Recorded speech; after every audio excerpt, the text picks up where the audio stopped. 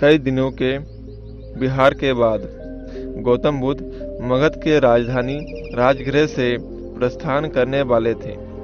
लोगों को जब यह पता चला तो वे उनके लिए भेंट आदि लेकर उनके दर्शन के लिए आने लगे। अपने शिष्यों के साथ बैठे हुए बुद्ध लोगों के भेंट स्वीकार कर रहे थे। सम्राट बिंदुसार ने उन्हें भूमि, खाद, वस्त्र, वाहन आदि प्रदान किए। नगर सेठों ने भी धन धान्य, स्वर्ण आभूषण उनके चरणों में अर्पित कर दिए। सभी के दान को स्वीकार करने के लिए अपना दाहिना हाथ उठाकर स्वीकृति इंगित कर देते थे। भीड़ में एक वृद्धा भी थी। वह बुद्ध से बोली, भगवान, मैं बहुत निर्धन हूँ। मेरे पास आपको देने के लिए कुछ भी नहीं है। आज मुझे पेड़ से एक आम गिरा हुआ मिला। मैं उसे ही खा रही थी कि तभी मैंने आपके प्रस्थान करने का समाचार सुना। उस समय तक मैं आधा आम खा चुकी थी। मैं भी आपको कुछ अर्पित करना चाहती हूँ, पर मेरे पास इस आधे खाए हुए आम के सिवा और कुछ भी नहीं है।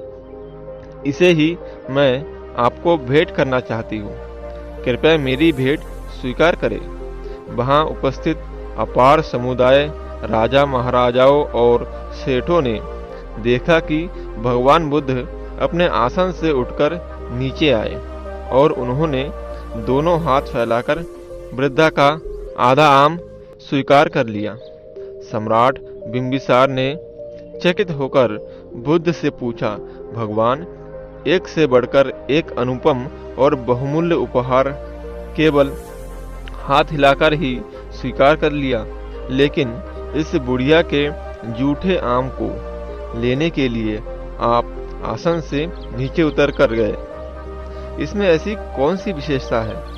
बुद्ध मुस्कुराकर बोले, इस वृद्धा में मुझे अपनी समस्त पूंजी दे दी है। आप लोगों ने मुझे जो कुछ दिया है वह तो आपकी संपत्ति का मात्र एक छोटा सा हिस्सा है, और इसके बदले में आपने दान करने का अहंकार भी अपने मन में रखा हुआ है। इस वृद्धा ने मेरे प्रति अपार प्रेम और श्रद्धा रखते हुए मुझे सर्वस्व अर्पित कर दिया है, किंतु इनके मुख पर कितनी नम्रता और करुणा है। इसलिए इस स्त्री का दान आप सभी के द्वारा दिए गए दानों में सर्वश्रेष्ठ है। समाज में अधिकतर लोग दान केवल इसलिए करते हैं ताकि उनको प्रसिद्धि मिल सके और उनके मन के अंदर बड़े और धनवान होने का जो अभिमान है उसे संतुष्टि मिल सके। जबकि सच्चे अर्थों में दान वही कहलाता है जो अभिमान रहित होकर दूसरों की भलाई हेतु दिया गया हो।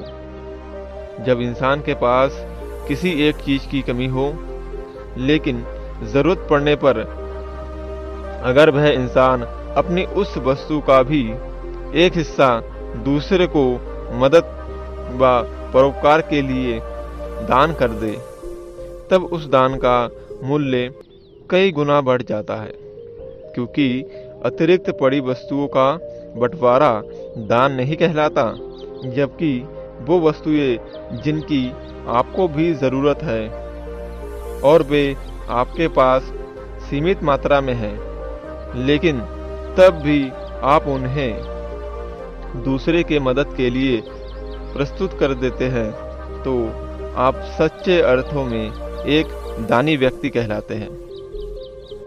दोस्तों, कहानी को पूरा सुनने के लिए धन्यवाद और मेरे चैनल को सब्सक्राइब जरूर करें।